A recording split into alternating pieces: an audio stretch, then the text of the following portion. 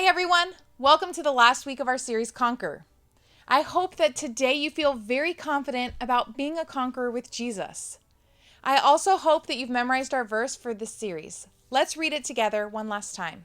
I have told you all this so that you may have peace in me. Here on earth, you will have many trials and sorrows, but take heart because I have overcome the world. John 16:33.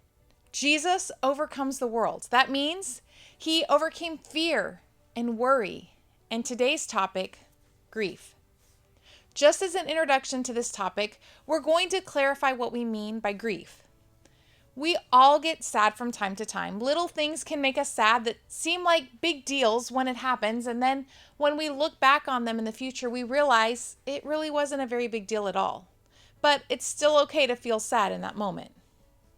Grief is different. Grief is a deep, deep sadness that makes it hard to go on with your life as normal. It affects your emotions so much that it can be very difficult to handle on your own. Grief is a hard emotion to feel, but just like we learned last week, it's important to remember that we are not alone. God is with us and is able to help us. So today I want you to remember this one thing. Jesus pulls me out of grief and into restoration. Grief is inevitable in life, and that can be really hard to think about. We don't want to think about all of the bad things that can happen and how sad we'll feel when they do happen. God doesn't want us to live in fear thinking that something bad can happen at any moment. He just wants us to keep in mind that no matter what happens, He is with us and He can heal our grief. In our Bible story this week, I want you to look for the grief and for the healing. This is a true story in John 11. Let's take a look. It starts with Mary and Martha's brother, Lazarus, dying. When Jesus saw her weeping and saw the other people wailing with her, a deep anger welled up within him, and he was deeply troubled. "Where have you put him?" he asked them. They told him, "Lord, come and see." Then Jesus wept. The people who were standing nearby said, "See how much he loved him." But some said, "This man healed a blind man. Couldn't he have kept Lazarus from dying?" Jesus was still angry as he arrived at the tomb, a cave with a stone rolled across its entrance. "Roll the stone aside," Jesus told them. But Martha, the dead man's sister, protested, "Lord, he's been dead for 4 days. The smell will be terrible." Jesus responded, "Didn't I tell you that you would see God's glory if you believe?" John 11:33-40. Mary and Martha ran to Jesus with their grief, seeking comfort and love from him. They also originally called for him when Lazarus was first sick, hoping that Jesus would heal him before he died. And just like Mary and Martha, when we have grief and deep sadness in our lives, we need to turn to God and give him our burdens. When we take on the weight of everything we're going through, it can get really heavy.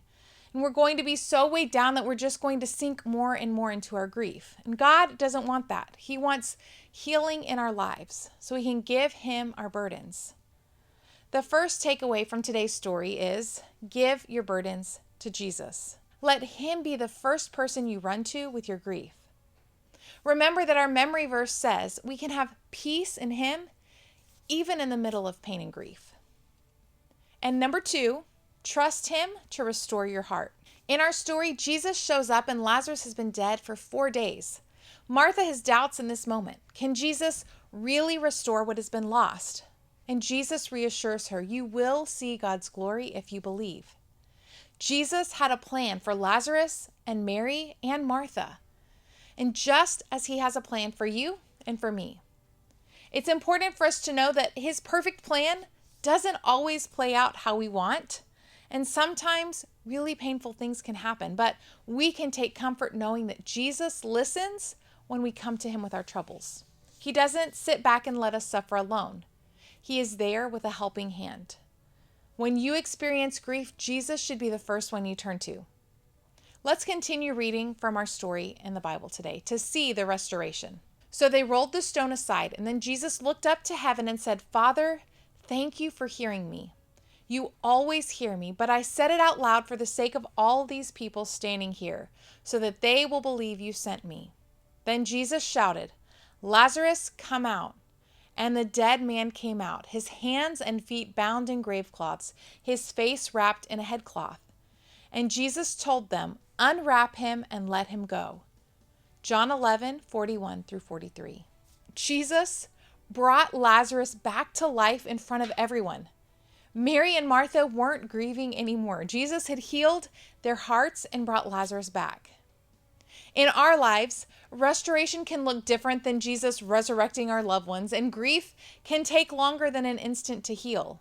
It's a process. But if we continue to turn to God, He can restore our hearts so that we can live the life that He has for us.